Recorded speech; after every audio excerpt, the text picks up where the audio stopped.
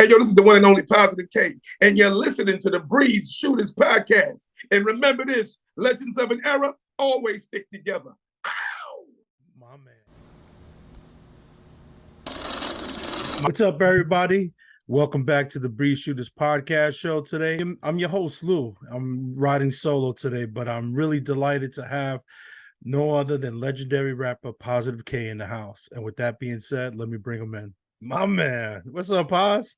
What's going on? What's going on? Man, looking at you is a blast from the past, man. It was just, you really resonate some positive times in my life, which was my youth, man. High school, man, just listening to your music, man. And you have an age, man. You look the same, brother. Hey, thank you for making me feel so young. No, pause. We're the same age. We're like maybe 3 years apart, man. Okay. I feel better now. All right. I was a freshman. You was a senior. That's all it was, man. All right, there it is then. You was in the building. Exactly. Ladies and gentlemen, we have legendary rapper Positive K in the house. What's up, brother, man? Welcome to pretty good. Welcome to the Breeze Shooters podcast show. I guess let's start. Are you from the Bronx? Because I was always confused. I didn't know if you were from Queens or the Bronx. Where do you really? Everybody thinks I'm from Brooklyn. You know what I'm saying? Because I hung out in Brooklyn so much with Kane and coming up with the audio too, and MC Lyte and everybody kind of thought I was from Brooklyn. But no, I was born in the Bronx, and then I was like raised up in Queens, like halfway back and forth. You know, so my parents worked in the Bronx. I was born in the Bronx. I was raised up in the Bronx, but then we moved to Queens, and I was just going back and forth because they worked in the Bronx. So gotcha. You know, so I would stay with my grandmother a lot over there by Echo Park, you know, on Valentine Avenue, and that's where I got introduced, man, to hip hop. All right, good. That's where I was going to go next. Like, how did it happen for you? I know Echo Park back in the days, they used to throw a lot of parties out there in the park. Is that where it all started for you? Man, I used to hang out the window, man, just sit there. I couldn't get close enough to it, you know. I mean, because at that time I was too young. I couldn't go out there when the sun went down. You had to come in, you know. Absolutely. You know, they say, hey, when the lights go out, you better be inside. You know. But what they said was have your butt upstairs. And that's a nice way of putting it. But yeah, man, and you know, after I would see them set up and doing the 1-2 to check, the microphone test and all that, and the DJs warming up, getting their crate straight and whatnot, and then I go upstairs and I look out the window, man, and I just watch everybody, the dress, the fashion, watch them smoke their weed, man, listen to the sounds, Wow. That's when the tray bag was popular. Man, you're going back. Yes, I remember the tray bag. Any notable names that were out there in the park when you were there coming was a up? lot of guys who were starting up there, but definitely it was Busy B was out there. Kaz was out there.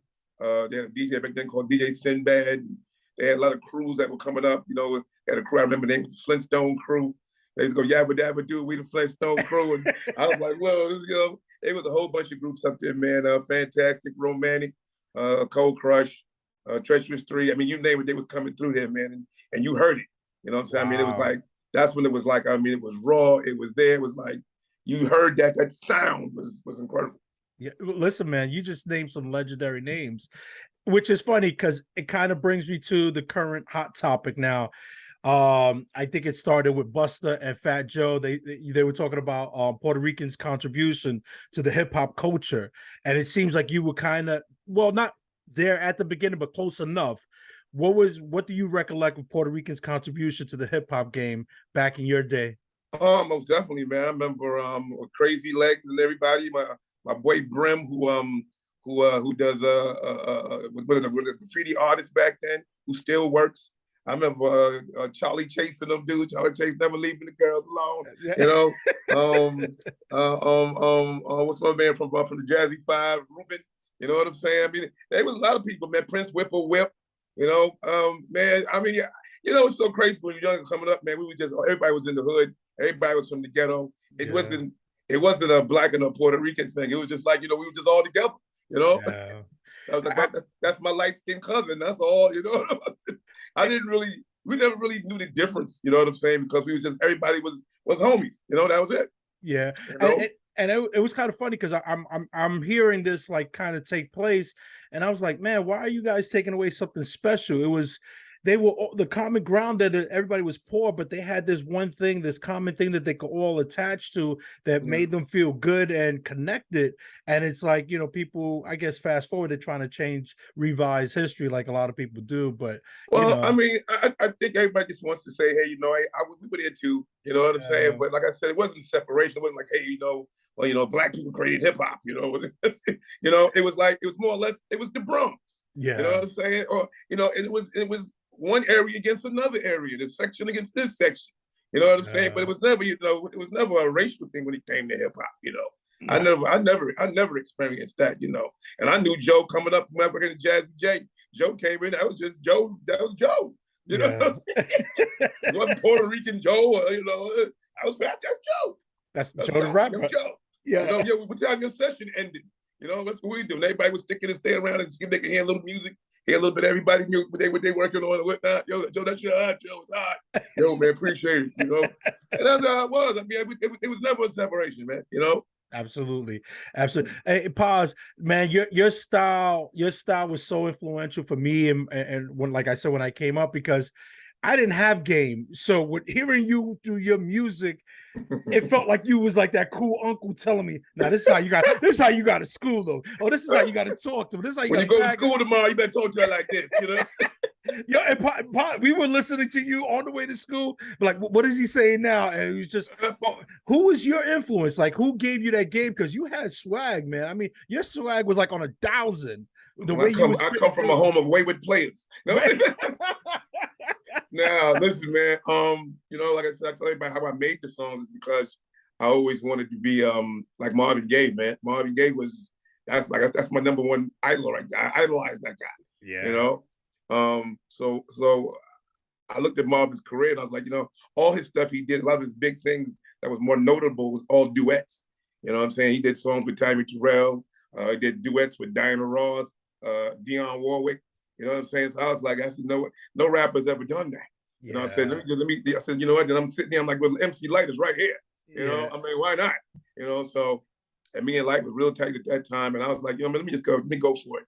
So I wrote this song, and man, I gave her the lyrics and some demo ideas of it, and that was it, man. And it was like, ooh, that's hot.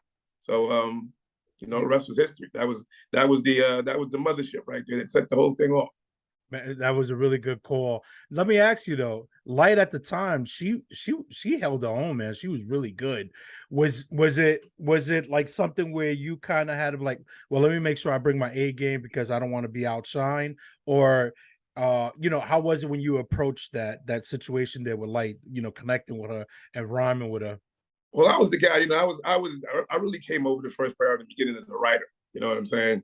You know, I wasn't really signed as of yet. You know, they were signing me, but they found that your pause writes really fast. You know what I'm saying? So I was contributing to a lot of songs, like the Basement Flavor album. I must have out of the 15 songs, I probably wrote about 13, or I was a part of the writing on them. You know, King of Chill and myself probably did the majority of writing. You know, at the coming out of First Priority, but you know, I was the dude coming from the Bronx. You know what I'm saying? I was the freestyle rhymer. I was the one that, you know, when everybody got on the, you know, on the road and, you know, and did shows with people, I was in the room with the Big Daddy Kanes and the gritty guys. You know what I'm saying? You know. Yeah. So you know, they kind of looked at me like as the connection to the other side of hip hop. You know what I'm saying? So they were like, yo, Paz, know him, you know. So that was the kind of thing. So it was a mutual respect. She respected me, and I dug the hell out of her. I always tell her, I said, your voice is insane. So I love your voice. Yeah, she had one of those voices that was incredible, man. So, well, how she's doing these days? She's okay? Oh, she's great, man. She's wonderful. I mean, you know, she's morphing into the actress she is, and you know, she's doing her Hollywood thing and making her moves in that direction. So it's wonderful, man. She's doing great. She always checks in on me. You know, that's great, man. She'll send me some kind of lewd text. I don't know. Yeah, she's cool though. Yeah, she always checks in. I'm not surprised, man. So you mentioned First Priority music. I know once you left them, like that's when that bond with you and Kane really became tight, and you guys were going around and you were doing a lot of freestyle shows. I know there was some of these shows you would probably do. What I read was that you were doing it prior to Jay-Z and Source coming on and stuff like that. How was it working with all these big names at that time? Like Like, you know, was this something that you got up for? Like, yo, I really got to bring my A game because I'm around so many talented guys. Because Kane at the time was a monster and Jay was coming up. But you know, how was it for you during that time? Almost definitely. When I, Kane is one of the reasons I left. You know, 'cause they were kind of like, the label was really doing me kind of wrong. You know, they were taking care of Lyte and audio too, but they weren't taking care of me. Oh, You know, really? Wow. so I said, Kane said, yo, one day he said, hey man, if you want to go, I got your back. So that's all I need to hear. You know, I got the hottest guy on the planet right now saying, come on. You know, I said, what you want? What you get? I don't got to think about this. You know. It took me a while to get out of that situation with the contract and everything, but I got out of there, and that's when I sat with Kane and he played some songs. He said, "Play what you got. What kind of songs you got?" And that's when I had the rough draft of "I Got a Man," which was going to be the sequel to "I'm Not Having It." And he was like, "Yo, let's start working with this," and we did with that, you know. But working with Kane was crazy. I was the first one, and you know, it was just me and Kane running around. We was just, you know, wherever you seen Kane, you seen me, you know. Mm. And then he was bringing me out in the middle of the shows. And then I came over to the crib one day and I seen the dude that was in Hawaii, Sophie. And I was like, yo, what's that about, right? I'm like in the room, like, what the hell's going on? Hawaii is Sophie in here, you know? But it worked out, man. And me and Jay got real cool. Matter of fact, we used to share hotel rooms together because Kane wasn't putting us in our separate rooms, you know. So, you know, he was definitely cutting the cost. So me and Jay had to share the room, man. So we shared rooms and whatnot, and we got close, man. We got cool, talked about things we wanted to do and how we wanted to, you know, if I got on, I'm gonna come get you. You get on, come get me. That kind of things we did, man. So, but it was definitely be on your A game because at that time you come around, it was me, Jay. Sauce didn't get in there yet. Sauce was popping in and out, but you had Freddie Fox was around all the time. Freddie Fox, and I mean, when Sauce got there, man, it was listen, going to the studio to record would be a rhyme session first. You know, wow, you have to go in there and really. It would be like, yo, just he put a beat on. We gonna rhyme while everybody's there. You know what I'm saying? And then from there we go on. You know, and we do a recording session. But it was always a rhyme session. You know, and Kane had his games. He would always say, hey man, you know, he'll get Jay and pull Jay to the side and say, Jay, Pies don't respect your skills, man. Wow. And Kane will come to me and say, hey, yo, man, Jay, man, hey, man, you know, you make records, man. Jay, you make no records, man. You know, I don't think he respect, you know, how much weight you carry. You know, so next thing you know, Jay looking at me sideways, and I'm looking at him sideways. You know what I'm saying? You know, he'll go tell Sauce Money, man, you the new jack, man. Anybody, man, you got to fight for yours. You know? Wow. So some real competition going on there. Yeah, but you know, it was fun. But I tell you, it was so fun. It was so much fun because you would see dudes walk into a room or walk into the dressing room or the club if they came doing a show or something. You had the rapper walk in and he see Jay-Z, Kane, myself, Freddie Fox, and Sauce. That's a lot of pressure. That's a formidable five right there, man. Listen, that's when the ciphers was really alive. You know what I'm saying? Wow. Yeah, wow. You couldn't come in there and say, yo, I rhyme. Yo, Kane, can you listen to me? Kane be like, yo, talk to them. You know? Wow. Wow. Yeah, you had to do that. You know what I'm saying? So you had to walk through the gauntlet. It was rough. That was rough. That was a rough walk, man. You know? Let me ask you though, during that time though, did you see the potential in Jay to be the type of guy he turned out to be? Jay was incredible. I knew Jay was incredible. You know, Jay was incredible from the day he got there. And I was like, okay, you know, and we got mutual respect for each other because Kane would say, okay, who goes last when he brings us out in the middle of his show, whoever gets the biggest crowd response will go last. And, you know, you always wanted to go last. You know what I'm saying? Absolutely. You know, never. Jay went first the first time, and nevertheless, I say I went last all the other times. But you know what I'm saying? Jay's going last now. So no, I feel you, man. I feel you. You know, he's going last now. So what happened from that point right there? Did Kane try to set you up with a new record label? Like what happened after that move? Tried, had a lot of offers, but you know, we were just holding out for the right amount of money, you know, and then Kane just got to the point like he was like, man, I was like, man, you know, I want to do this, I want to do that. He said, you know what? You need to go work on your own stuff. Yeah, wow. So I went and I started working on my own thing. You know, I guess I kind of not overstayed my welcome, but I pushed Kane to the limit. You know what I'm saying? So he was like, man, well, I love you, boy, but come on, man, you got to. There's nothing wrong with the song. I said, man, but I just don't. I feel it ain't ready. It ain't done. He said, you know what? Then you finish it. You got the ball. So I went and I did a lot of work on the songs, man, and changed a lot of things around. And then people started hearing some stuff. I had a couple of demo deals that I had signed, and then labels started doing like a bit of a bidding war started happening because I had dropped a song called Night Shift independently. Yes. Sold about 80,000 copies on my own, which probably was the first time that anybody really did anything like that on the East Coast, other than Russell Simmons, and they were damn near a major when they were independent. But and I was probably one of the first guys to get promotion money and also have a relationship with DJs the way I did, So I got a bit of the talk going with the DJs, and I got me a couple of P1 ads, nice. With Night Shift. 5 of them, I think, to be exact. And the next thing I know, the phone just wouldn't stop ringing. Everybody was like this. Well, what are they offering you? I was like, well, they offering me this. Well, we'll give you this. You know what I'm saying? So I went and got the best deal I can get. And it was with Island Records. And at this time, were you your sole representative or you had an agent? No, it was just me. It was just me. I was pressing records. I was dropping them off to the distributors. I was making calls every day to the DJs around the country. What I did have a good friend of mine who worked at Polygram. When I got signed to Island, my partner Sincere Thompson, we started the promotional company together because he couldn't do a lot of things within the company, but he had a lot of connects. Like I had a lot of connects, so he was like, "Hey, we need to get together and do this." So I was running the promotional company also while still doing the album, and that's how I started working with Outkast and getting their stuff done. Because L.A. Reid came to us to go ahead and promote that because he's seen that I was getting so much traction because I had good relationship with DJs. So they came on in and say, "Hey, would you work this?" And we worked it, and boom, that was a Southern Playlistic Cadillac Music.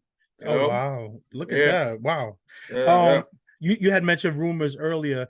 There was one rumor that I always heard and I kind of hung on to. That was the rumor that you and Grand Puba were going to make an album together. Because to me, you two guys made so much sense, and when you jumped on a track together, it was just so much flavor. Was there any truth to that rumor? Almost definitely. Island Records came to us and they offered us. At that point in time, I think it was like 150,000 they was going to give us for me and Puba to split, and they was going to fly us to Jamaica to one of the studios down there, put us up and let us record out of the studio they have in Jamaica, and cut the album there. And they was going to pay. They was paying for everything. And Puba was like, "Man, what? Man, we need to get $250 a piece." I said, "Puba, man, look, man, you take the 100, I'll take the 50. Let's just go." There you go. Like, we need to get more than that. I mean, we were the official Meth and Red. You know what I'm saying? You want to look at it. Yes. Yeah, we were the official Meth and Red, man. So, yeah. But it's cool, man. We have fun. But I spoke to him not too long ago. So, all's good. Let me ask you though, for the people listening though, was 150? Was it in the ballpark or was Pooh right? It was kind of low. I mean, maybe 250 period, but he wanted us to get 250 a piece. You know what I'm saying? So he's talking about $500,000 deal, and at that time that was kind of high. That was kind of high because everything was just breaking in. I don't think I Got a Man was even where it was supposed to be yet. You know what I'm saying? But it was a hit record at the time, but it wasn't where it was supposed to be. And I think they had just got over there with Dante Ross. I forgot the name of that. Was Electra? They was on Electra. They just got over there with Dante Ross and did what they did. So everything was just really taking off.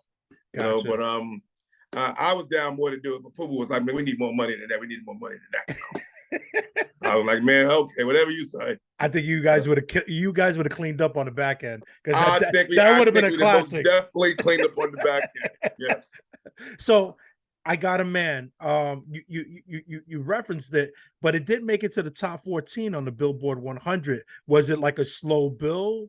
Oh, it came out, it died, it came out, it died. They released it like about 3 or 4 times before that song. Really? Yeah, that song didn't really hit. I mean, it came out like in the end of 92.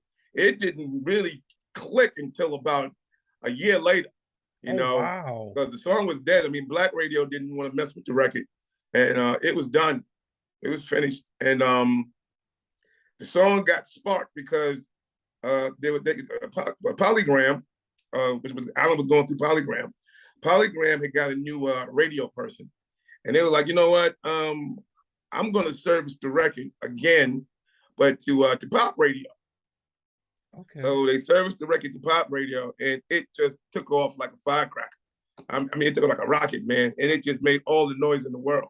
And I was like, oh my God, what's happening? They were like, did you hear what's going on? I said, what? They said, man, you were on those was the pop station. Black radio wasn't doing it at the time. So the next person that jumped in was like DJ Red Alert. He took it to Vinnie Brown over at Kiss FM and said, yo, this is a hit record. And all Black radio passed. I mean, they played the record, but they passed on it. Like, it's okay. It's all right. Then Kiss started playing it. And next thing you know, it was a domino effect. Every station started picking it up. And then the song went to the ceiling. And then that was the start of the record, which was like 93. So that's why the song went into like 94 and, and on. So. And the video was out when the song initially dropped? Because the video was out. Like I said, the video wasn't getting really no play. And the song was getting no play. But then like I said, it got to the pop stations. When they serviced the record to the pop stations, then they started servicing that to the video shows. And who picked it up was The Box. If you remember The Box back in the days, The Box picked it up and they put the fire to it. So I believe it was me and Brandy. How Can I Be Down was like the most played videos on The Box. Wow. Yeah. So now this song takes off after a year after the fact. How does it change your life? I'm assuming things are starting to look great at this point. Oh, things are wonderful, man. I'm working. I'm on the road like 30 days, 29 days out of the month. Wow. You know what I'm saying? I mean, I'm working. The promotion game is taking off. I had to hire a whole office staff of people. It got so busy, man. I couldn't sleep. I used to sleep on my office floor because it made no sense to me going home. You know what I'm saying? Wow. So it was really crazy, man. The money was coming, Coke commercials, everything. A lot of specialty performances. Aretha Franklin called me to perform for our birthday party.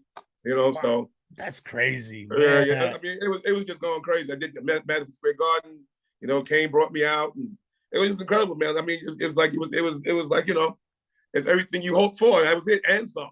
Wow. Yeah. Are you still perform though? You still go out and perform that song? Almost definitely. I work a lot. I work a lot. Yeah. Oh yeah. Like I just got back last week from New York, so did the Sapphire. Very nice show. Yeah. Oh yeah, no, Sapphire is a very nice place. Yeah, Sapphire was dope. Yeah, I did Sapphire. Yeah, I caught a little body up in there. Yeah, nice. My man, stay consistent. That's right. Was there any pressure to live up to that to the hype of that first song after you dropped? Like always, I can imagine. Always. It was. I was trying to. I'm not having it really. I was just trying to cover that. Yeah. But yeah, it's a lot. And but I wasn't going to chase it. So I said, no. If it comes out organically, it's what's going to happen. You know what I'm saying? That's what's going to do. I think the closest thing I had to that was Car Hoppers. I did Car Hoppers after that, where I had Bernadette Stannis in the in the video. That was shot by what's my man's name? That was shot by Brett Ratner. That was his first job. The guy did all the Rush Hour movies and all of that. Oh wow, nice. Yeah, that was his first video. And then after that, he shot I Get Around for Tupac. So oh wow, look at that, man. Yeah. You were at the beginning of a lot of great things that took off, man. That started a lot of careers, man. Started a lot of careers. Yeah. So that got to make you feel good, right? It feels real great, man. Look back and say, hey, I brought something to the game. I changed things around. It's different and better than how I found it. So absolutely. Yeah. So I thought I was looking at your profile and I thought I saw that you have some new music that you released. Almost definitely. Okay. Almost definitely, yeah. You want to tell us a little bit about that? I've been out like 2 weeks. I haven't started working it yet. It's just out there right now. Okay. You know what I'm saying? But I got the teams and everybody getting ready to kick in this week here. So we'll start feeling a lot of things happening. Oh, nice, man. That's nice, man. Listen, as soon as you drop it, let me know, please. I'll make sure to push it out so folks know what's going on and where they can reach out. Well, definitely, man. Listen, man, just act like it's out now. That's all you do. Absolutely. I mean, it's in store. I just haven't initiated the initial push yet. So yeah. Got you. Acting. I saw you had a small role on Bronx. Is it Bronx Tale? Bronx Tale, right? Yeah. Are you still pursuing acting, or that was just like hey, man, you do it whenever you can find it. You know what I'm saying? So, gotcha. But what I'm doing more right now is more stand up. I do more stand up comedy right now. I've been doing that a lot lately. So, and how's that going for you? I guess it's doing pretty good because everybody else wants to get in now. You know what I'm saying? I was the only one out here doing it. Now I see a whole bunch of people doing to stand up now, you know. So, yeah. Paz, you're a trailblazer, man. Hey, listen, I'm gonna tell you this, man. I tell everybody, go ahead and do it. Knock yourself out. Yeah. You know, because they think that's an easy thing, and it's not an easy thing. It's you not. know, when you get on that stage, man, listen, it's like a boxing match. Every second feels like a whole round. You know what I'm saying? So go ahead if you want to. Everybody who attempts it and tries it, the stage will purify itself. You know, if you're not real with it, it'll let you know you're not really real with it. So, but it's quite genius though when you think about it, because the two pair so well together, the music and the comedy. So if you're performing as a comedian, are you also doing a musical set afterwards? Or most definitely, yes, I do. I do that. Yeah, man, I go in and out, come in and out, in and out. So it's like more like a Vegas thing if you see what I'm doing, you know. Wow. You know, just imagine Sammy Davis doing hip hop. You know. So, but I'm not surprised though, because even in your music, you always had these quick lines and stuff like that that were just quite comical. And it's just your exchange with people, especially with the back and forth. You could tell, like, wow, this guy's very charismatic and very comedic. Yeah. So I could see you easily transition into comedy. But who motivated you to go that route? Well, it was two things. Like, once again, it was coming from the tour bus with Kane and me. It was like, man, listen, that was comedic. That was comedic hell right there. That was a walking open mic. Listen, it was nothing but jokes and snaps the whole trip. Wow. Till you went to sleep. You couldn't even sleep. People start messing you when you're sleeping. You know what I'm saying? So it was just terrible. You know, but I was the guy I was the one that would snap so bad that you want to stop the bus and fight. You know what I'm saying? Wow. But you know, that kind of honed the skills right there, you know. But MC Lyte, really, be honest, she was the one that said, you know, it'd be a travesty if you leave this world and you don't do comedy. Yeah, I dare you to write a few jokes.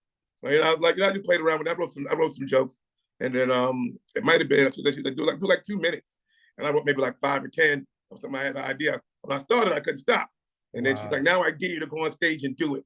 You know what I'm saying? I was like, what? She said, I dare you to go do it. And I'm like, oh boy. And I was like, I don't know about that one. You know. Pause. Explain that, because I know if I'm in the crowd, I'm waiting for you to spit some bars, and you come out telling some jokes. Was it easy for people to digest in the beginning because they see you in one way? It was hard. It was funny because, you know, they were more receptive than even doing it at a rap club, because number one, there's nobody else in there doing that but me, you know. And then they see me do the music, and everybody stands up and they're recording me, you know, doing their little, doing their videoing. And then as soon as I start telling jokes, everybody stops. They didn't think I'm getting ready to tell any jokes. You know what I'm saying? I'm like, yo, did anybody get the footage? I'm like, oh no, we didn't know you was getting ready to tell jokes. I'm like, oh. I said, and I'm winning. I mean, I'm killing. I'm like, yo, where is it? No one. They said, no, everybody was happy because you was performing. I'm like. So where are you with your comedy? Like, how long is your set? Oh, I go up like about half an hour. I'm a feature. Wow, that's a good number, man. That's a good number. Yeah, I'm a feature. You know, I'll do a guest spot anytime, but I'm a definite feature.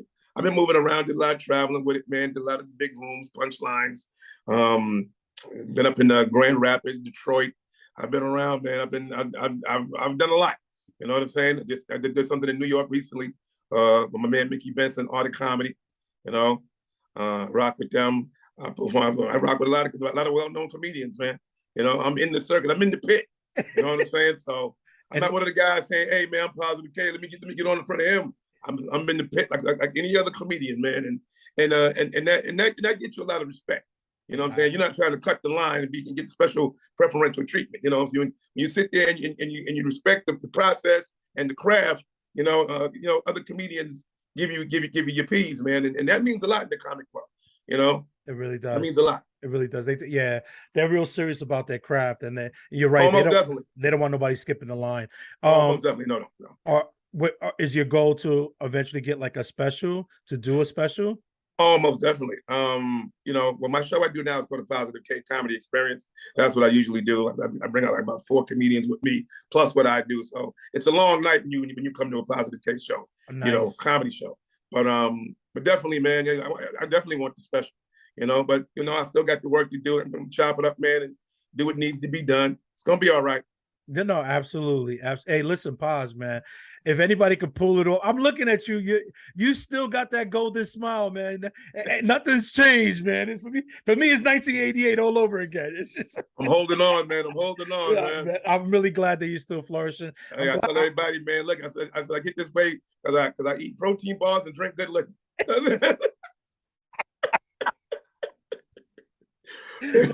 That's a nice combo right there. That's it, baby. You can't go wrong.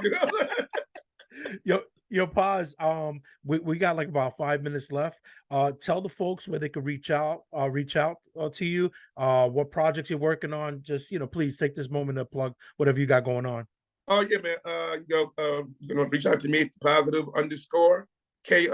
That's +K_. That's Instagram and Twitter. Official +K on Facebook. +K branding on Facebook. You can just find me on it. Whatever, you can just put in +K, everything will pop up. Follow me, I'll follow you back. I tell everybody, listen, fellas, do not friend request me if you ain't got your shirt on. Keep your shirt on, or I will block you, and be blocked for life. All right? Don't friend request me with your shirt off like you got at the gym. I don't want to see that. Okay, let's not do it. There it is, man. The new song I got out right now, Nobody. It's incredible. Produced by a cat named Mark Payne. I knew him for a minute. Another song called Get It Done. I took it back to the days. Where we used to put out the single. Remember that? Yeah. Yeah. So this song is going to resemble the old school single. So we got 2 records on there with different versions of it. So everybody should have a good time and enjoy themselves, man. Definitely go get that, and I'll be shooting the video with that stuff soon, and that's gonna be fun.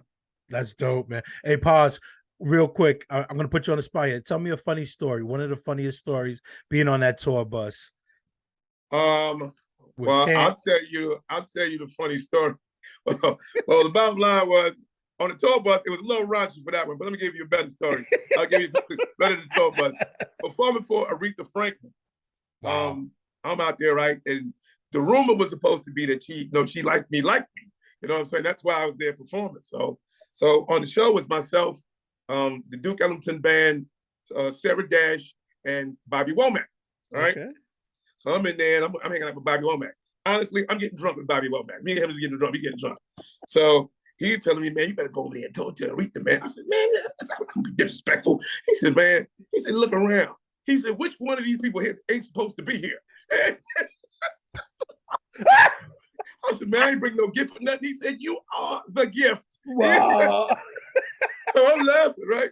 So he said, man, go over there, man, talk to us. He makes me go, he said, call Aretha. Call Aretha. Right? I said, okay. So I'm over there, I'm talking to her. So she takes me over, hold me by the hand. She introduced me to all her sons and all her people, all her friends she knew for years and everybody, So song comes on, because I got a DJ there DJing to kind of like set the tone, because the band's playing. So I got my DJ, my cousin LG is DJing. So I think something came on. I think maybe it was Rock Steady or something like that. So me and her start dancing. I said, you want to dance or dance? So she come out, she dancing. I'm dancing with Franklin. So I'm talking to her while I'm dancing. I said, what should I call you? Should I call you Miss Franklin? Should I call you Aretha? Should I call you Aretha? And she stopped. And she looked at me, and she turned around, and she looked at Bobby Womack, and Bobby Womack is smacking his knee, laughing. I'm like, she said, you better leave Bobby alone before he gets you in some trouble. Oh, I said, Frank, I'm so sorry. Pardon me. No. She said, it's okay. But leave Bobby alone, I'm telling you. And I go back over there and I said, man, why is Bobby do something like that? And he's just dying laughing. He's just rolling. I said, man. Yo, that's what happened. That's the actual facts, man. Yo, that is funny. That is freaking I don't know funny. what that Rita, still to this day, I don't know what that means. I don't know what's behind it, but she don't like it. Bobby got the scoop. Yeah, I don't know. Bobby know what time it is, but whatever it is, she did not like it. Yo, Paz, thank you so much for your time, brother. Truly appreciate it, and I wish you the best. And send me anything you need to plug, man. I'll make sure to push it on. Make sure Angela get it to you, man. Get that thing going, man. All right. Absolutely, man. Good luck, man. Take care. God bless. All right, peace. God bless you, man. Take care.